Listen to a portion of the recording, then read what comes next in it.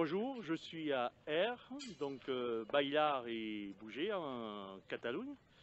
Vous présente, je veux dire, une association sportive ou comment on peut dire? Une association de reconstitution historique scandinave, danois de la période du 9e siècle. Ah oui, donc une reconstitution de combats et de vie de camp du Danemark du 9e siècle. Et on essaie de montrer ça un petit peu aux gens, un petit peu partout, ici, en Cerdagne, en France ou dans d'autres pays, d'autres événements, comme en Donc, Europe. allez, je vois que ça, je me tourne là, on peut continuer à parler. Et donc là, nous avons donc deux membres, c'est une association. Tout à fait, association à but non lucratif. Voilà. Et donc, il y a des combats, mais c'est acharné quand même. C'est acharné, oui, parce qu'il y a une certaine puissance. Après, comme on le disait plus tôt, il y a des règles à respecter, comme dans tout sport, parce que nous, c'est plus comme un sport qu'on fait ça aussi, au niveau du combat en tout cas, parce que c'est très intéressant le maniement d'une épée, d'une arme, d'un bouclier ou de n'importe quelle autre arme. Et donc c'est dans ce but-là qu'on fait cette reconstitution de combat aussi pour nous-mêmes et pour montrer aux gens un petit peu ce que ça pourrait être aussi à l'époque. Et donc, il y a un local sur R, vous êtes à Perpignan, dans les PO. On a effectivement plusieurs membres répartis à travers quelques endroits en France, donc, comme donc ici, donc le siège social à R en Cerdagne. Et ces deux membres sont de Perpignan, on a des membres en Ariège, d'autres sur Narbonne et on a un groupe en Normandie également. Et si on veut vous retrouver, parce que par exemple j'ai envie de faire, qui contacter? Alors, qui voir? Le siège social à R en général. Il y a notre page Facebook aussi, Clan Kunungar, LAG, qu'on peut trouver très facilement sur Facebook, où on peut suivre tout ce qu'on fait, les événements, les entraînements, les endroits où on va. Non, Instagram, non. Non. Voilà. Et le nom exact sur Facebook. Oh, il a mis un coup sur la tête. Voilà. Ça, c'est l'un des meilleurs coups à mettre en combat, ça. Et donc sur Facebook, le nom exact que vous trouvez, parce que c'est Clan Kunungar Lag. Je vous l'écrirai en cas après pour que vous puissiez éventuellement le mettre en description si vous voulez. Et donc c'est ouvert à tous les sexes, féminins, masculins. Ah oui, étant donné qu'on reconstitue l'histoire scandinave, la femme a autant de place que l'homme dans cette société, donc c'est pour ça que les femmes combattent. Notre combattante Amélia qui est derrière. Donc nous avons Amélia. Qui est l'une de nos combattantes, qui n'est pas la seule, mais qui est la seule présente aujourd'hui en tout cas. Oui. Mais c'est pour bien montrer ça aussi aux gens que la femme n'est pas moins capable qu'un homme pour manier une arme. Et bon, évidemment à cette époque, tuer un homme ou une autre femme. Eh ben moi je voudrais pas me confronter à cette dame. Certaines sont effectivement très coriaces et plus coriaces que certains hommes. Elles en veulent plus que les hommes en général. Ah là, on va avoir des échanges. Oui, donc là effectivement il y a, comme vous pouvez le voir, il y a un combattant en armure quasi complète et un combattant sans armure. Donc là on pratique un style qui s'appelle le western. C'est un style de combat où on va plus essayer de trancher l'adversaire que de lui donner un coup, qui s'avère plus historique au niveau des échanges de combat qu'il pouvait y avoir à l'époque. Ah, okay. Comme un couteau, on va trancher la viande, et bien à l'époque une épée ça va trancher un être humain. Donc taper en général c'est pas forcément la bonne solution. Donc le style qu'on pratique là, il y a certaines zones de touche qui sont interdites, comme la tête évidemment, puisqu'il n'y a pas de casque. Ouais. Et donc le combattant adverse doit se confronter à certaines règles et zones de touche. Par exemple les bras et en dessous des genoux, donc genoux, tibia et pieds sont non compris. Donc le combattant doit aller toucher le buste de l'adversaire ou ses épaules, ou ses jambes, intérieures ou extérieures. Ah ok, donc là c'est bien réglementé, c'est-à-dire que comme il n'y a pas d'armure, il y a des points à toucher et des points à ne pas toucher. Exactement. D'accord. Et le combat se déroule en une touche. C'est-à-dire que pour les deux combattants, il leur faudra mettre une touche à l'autre pour pouvoir gagner. Il n'y a pas de deuxième round. Ah ok. Et il y a des... Et là, vous faites des combats d'équipe dans un grand stade ou dans un grand lieu. Et puis... Ça dépend des endroits, effectivement. Ça peut être des tournois, ça peut être des combats individuels comme les tournois par exemple, ou des combats en groupe, donc soit en groupe de 5, ce qu'on appelle le bridge fight, ou à plus nombreux. On a déjà eu fait des batailles à 800 combattants. 800 combattants en Pologne, oui. Ouf. Donc, et là, ça c'est très intéressant. C'est très intéressant. Donc là, il y a toutes les règles de la chevalerie qui... Alors pas vraiment, parce que nous du coup on est dans l'univers scandinave, donc la chevalerie ça ne nous concerne pas du tout. Ouais. Mais par contre effectivement il y a quand même des règles à respecter, un certain honneur en quelque sorte à avoir et à respecter aussi. Et toujours être fair play et respectueux, c'est toujours ce qu'on demande. Parce que c'est qu'un sport et on n'est pas là pour se faire du mal. Ouais. Et il y a des techniques spécifiques parce que je vois comment elle croise ses pieds, comment elle... Selon le type de combat, voilà par exemple là ce qu'elle vient de faire. Ouais. Selon le type de combat pratiqué, effectivement il y a plusieurs techniques en vigueur. Nous on pratique majoritairement donc, le style de western, donc comme ça sans armure, Ouais. et eastern comme vous avez vu avec armure. Alors là c'est... Avec les deux casques là c'est externe. Eastern, c'est-à-dire les pays de l'Est, Ouais. et western c'est un style qui vient des pays de l'Ouest.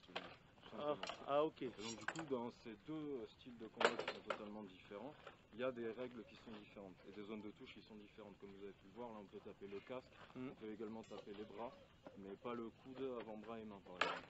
Dans d'autres styles qu'on appelle le full target, toutes les zones de touche du corps comptent. Et donc là ça amène forcément un combat qui est totalement différent puisque le combattant doit protéger l'intégralité de son corps et non plus juste quelques zones. Et il y a des rounds, c'est-à-dire tant de minutes le combat ou c'est jusqu'à la touche, mort subite? Jusqu'à la touche. Alors, Jusqu'à la touche. La touche, je dis Voilà. mort subite, je pensais à la bière. Ouais, ça c'est après le combat, ça c'est après le combat, jamais avant. Et donc des événements, vous êtes demandé dans les événements, le festival. Tout à fait. Bah, ici même en Cerdagne ou sinon, plutôt dans l'histoire de l'association, on était appelé sur près de Marseille et tout ça. Jusqu'à Marseille vous? Ouais, bien sûr. Ça, et après on a été voilà, en Pologne, en Allemagne, en Italie, on va régulièrement chez nos voisins catalans, en Espagne du côté espagnol. Et on échange avec d'autres personnes qui ont les mêmes passions que nous, qui sont donc déjà l'histoire en tout premier lieu, et ensuite donc ce sport qui est le combat médiéval en quelque sorte. Et ben, un équipement, parce que là je vois il a des côtes de mailles, ça s'appelle comme ça, hein? Fait, ouais. Il a des épées, est-ce que chaque épée a un nom différent? Le bouclier, en gros, moi je fais un 90, j'ai du ventre. Est-ce que ma côte de maille va coûter le même prix que la demoiselle? Non, évidemment, parce que c'est du fait sur mesure et évidemment ça coûte extrêmement cher. Donc du coup, alors ça c'est de la rivetée plate, c'est différent de la ronde. Elle est plus résistante celle-là et elle a été inventée par les Scandinaves justement, à l'époque. Attends, je vais essayer de zoomer pour voir. Donc voilà. Ça c'est du rivetée plate, une côte de maille rivetée plate, ce qu'on appelle. Voilà. Parce qu'elle est rivetée, comme on peut le voir ici, là, il y a des petits rivets, et elle est plate, et les anneaux sont plats. Ah ok. À l'inverse d'une côte de maille standard où les anneaux vont être ronds, cylindriques. Ah ok. Et donc ça varie, une fourchette de prix. Bon, on va dire une taille normale. Pas quelqu'un qui a du ventre et quelqu'un qui fait un 90. Ouais, malheureusement ça dépend en fait de l'endroit où est-ce que vous l'achetez. Si vous avez des contacts, c'est toujours un peu pareil. Vous pouvez en avoir pour un peu plus cher comme certaines pour un peu moins cher. Ça dépend si vous l'achetez aussi d'occasion, neuve, dans l'ouest que vous l'achetez, si vous l'achetez en France ou dans d'autres pays où ça va être un peu moins cher. Mais au bas mot, ça peut coûter dans les peut-être 100 à 200 euros. Ouais. Déjà. Après, il est très bien fait ça les.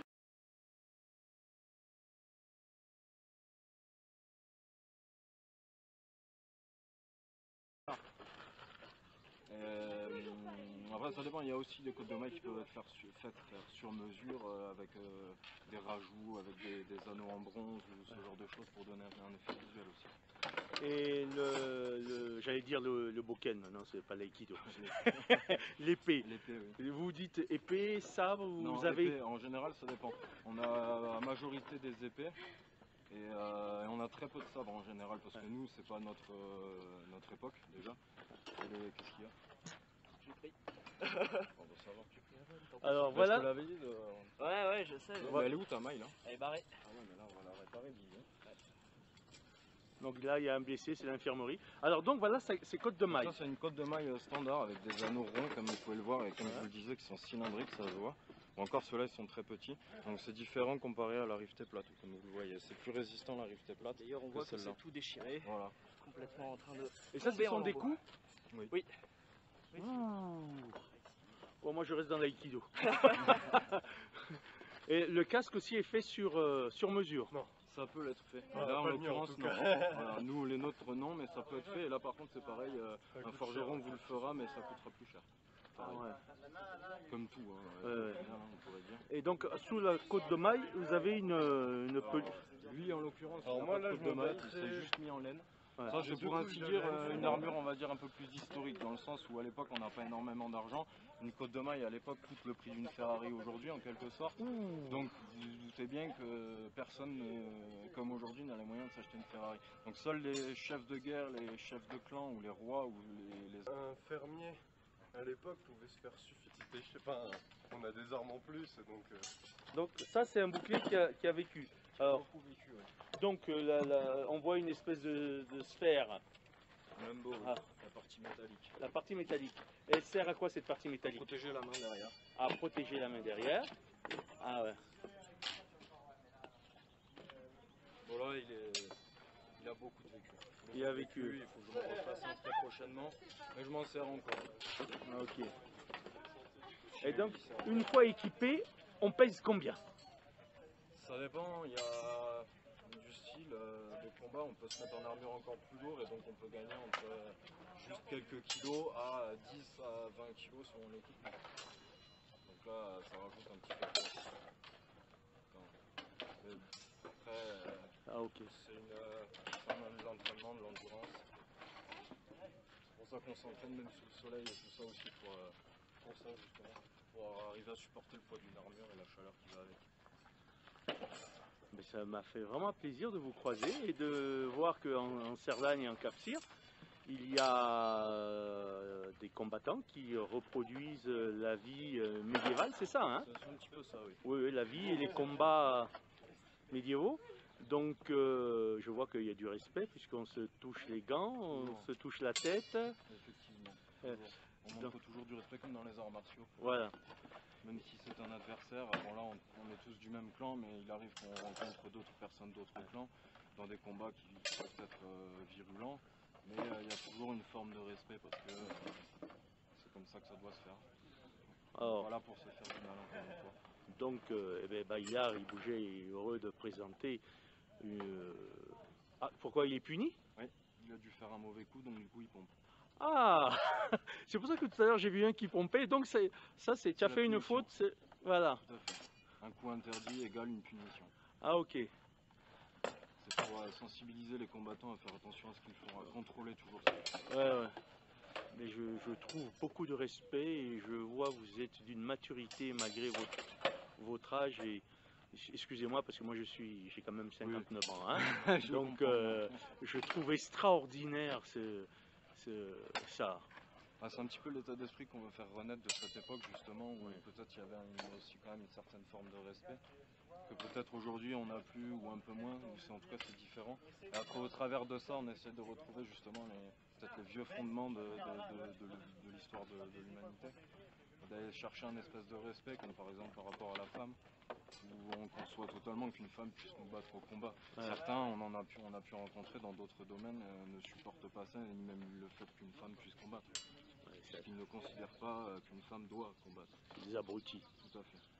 Donc c'est pour ça que nous, on cautionne le fait qu'elles combattent, on les encourage à combattre pour que justement les femmes même du public et même les hommes du public viennent nous interpeller par rapport à ça. En tout cas on le fait et nous le demandent et qu'on puisse leur dire que non, c'est tout à fait normal de voir une femme combattre. Alors donc un numéro de téléphone du président, comme ça, si quelqu'un est intéressé de venir échanger. J'ai déjà un copain que j'avais à l'école quand il était tout petit, quand j'enseignais le sport à l'école, qui m'a déjà parlé de ça, il voulait faire. Il faisait du kawan, hein, mais il a pris un coup qui lui a interdit le combat. Je Il a pris ça à la tête. D'accord. Donc voilà. Et il me disait qu'il voulait le faire et il veut m'amener à Perpignan. Mais si vous êtes ici, il serait heureux de venir, mon cher petit Mathieu. Je peux avoir le numéro, sauf s'il ne faut pas avoir le... Si, bien sûr, il faut juste que je le retrouve. Donc Bayard et Bouger va vous donner les coordonnées de ce clan qui qui s'entraîne sur R, sur Perpignan. Là, nous avons des échanges de Perpignan-R. Et je trouve cela super. Je découvre, la lame est bien passée, je découvre une autre activité dans le combat et dans le respect. Alors, si on veut te contacter, Alors, du coup, donc le prénom c'est Kevin. Kevin le prénom. Et donc le numéro c'est le 06 38 10 93 67. Mais mieux vaut laisser un message écrit plutôt que d'appeler parce que... Voilà, donc je vous conseille d'envoyer un SMS et ça me ferait vraiment plaisir de revenir un jour là où vous êtes pour vous faire une autre petite capsule. Parce que je vous trouve beau. C'est gentil. Non, je fais les arts martiaux moi, Oui, je l'ai oui. pratiqué, donc je... Brigneux, Vincent, il en a pratiqué aussi. Ça lui donne un avantage. J'aime bien avoir des combattants qui ont déjà pratiqué un autre sport de combat, quel qu'il soit, parce que ça leur donne certains avantages au niveau des jambes. Je pense que vous pouvez le constater par vous-même. Les jeux de jambes restent plus ou moins les mêmes au niveau de ces sports de combat. Donc c'est un avantage d'avoir des combattants ou combattantes qui ont déjà fait des sports de combat. Est-ce qu'un jour je pourrais venir, bon, avec mon bouquin qui est en bois, et évidemment sans, et vous avec ça pour voir comment je peux Bien sûr, ah, ça, avec je, plaisir. ah, Moi, je viendrai. Moi personnellement j'ai déjà fait ça avec quelqu'un qui faisait du kendo justement, où on mélangeait justement moi mon style médiéval à la deux mains, parce que je pratique aussi la deux mains. Là on va se mettre un petit duel justement. Et lui avec donc des armes de kendo, et donc du coup on différenciait justement moi avec mon style médiéval et lui avec le style japonais du kendo, et on faisait des échanges. Ah oui, il faudrait que je vienne essayer. Je viendrai avec mon bouquin et je viendrai essayer pour voir comment je peux m'en sortir, parce que c'est complètement différent. Hein. Mais regardez. Ça va vous rappeler un peu plus grand juste. Ouais. Un peu plus vrai aussi. Ouais, c'est ça. Ça c'est... Ouais. Oh, C'est avec gentillesse que ces deux combattants m'ont montré un autre style dans cet art médiéval qui représente les guerriers scandinaves et vikings. Donc les deux guerriers, à la fin du combat, ont une accolade qui va sceller la fin du combat, et c'est avec beaucoup de respect et sans colère, sans haine, qu'ils achèvent ce combat, ce duel, afin de me montrer un autre style. On peut aussi voir qu'aucun n'est en colère dans les assauts, il n'y a pas de haine dans les assauts, c'est toujours avec respect. Je laisse aux deux combattants le temps de reprendre leur souffle, et Kevin va nous faire une démonstration avec deux armes différentes, avec des formes d'attaque différentes, vu que les armes sont différentes, donc une hachette et l'épée, pour me montrer et vous montrer comment on peut se débrouiller dans tout ça. Bah oui, parce que là, avec les boucliers...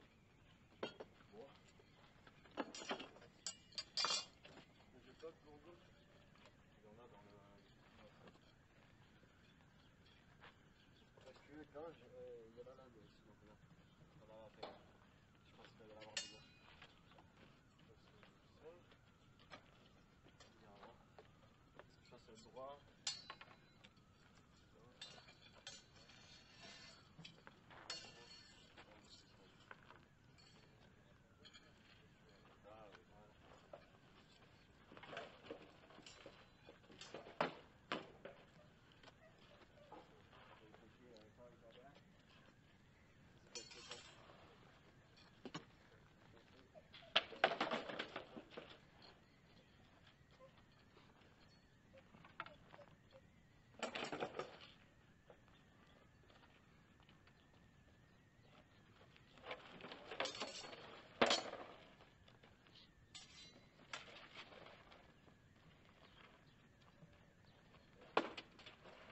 Comment ça s'appelle cette hachette?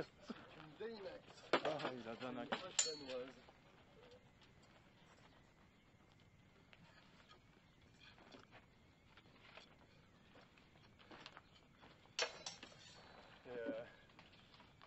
C'est une arme d'âge du coup. Je vais me mettre là parce que j'ai le soleil qui va. Faut que j'aille le soleil au dos. Donc c'est une hache à deux mains, Ouais. le dast, qui va servir à aller chercher dans les lignes ennemies derrière la ligne de bouclier. Donc on va venir chercher à fracasser les crânes qui sont derrière. Ah, ok. Et on va pouvoir aussi venir crocheter. Ça donne pas confiance, hein. On va pouvoir aussi venir crocheter les arcs. Oui, mais pas moi. Allez.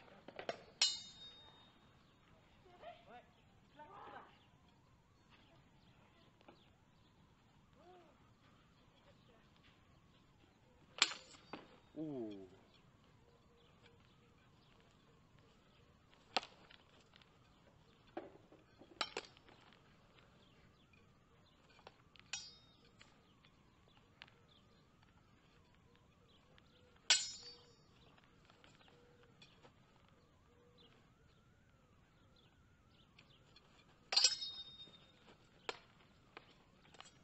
Oh, bien.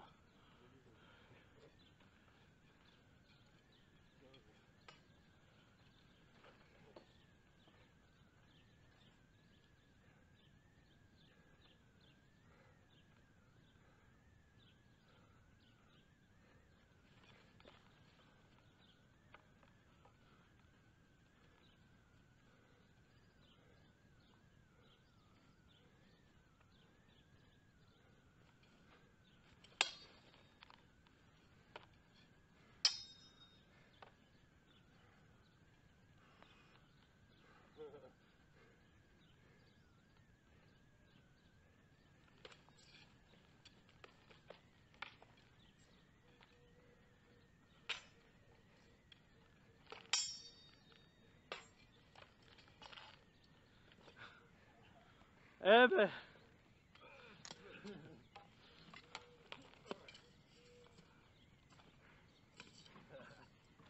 Ben, je vous remercie, messieurs.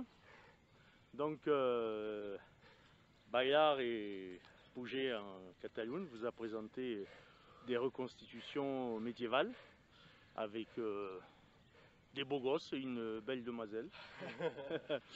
Voilà, je vous remercie et puis, Merci à vous. eh ben, là, voilà la demoiselle, la combattante. Je ferai la vaisselle si elle me ordonne de faire la vaisselle. Avec elle, il vaudrait mieux. Ouais. Ça, parce que vous allez la faire. Elle a un savant penchant pour la vengeance en plus, donc. Ah bon? Bon, je vais montrer ma carte de vieux. Je vous remercie tous et Merci à vous.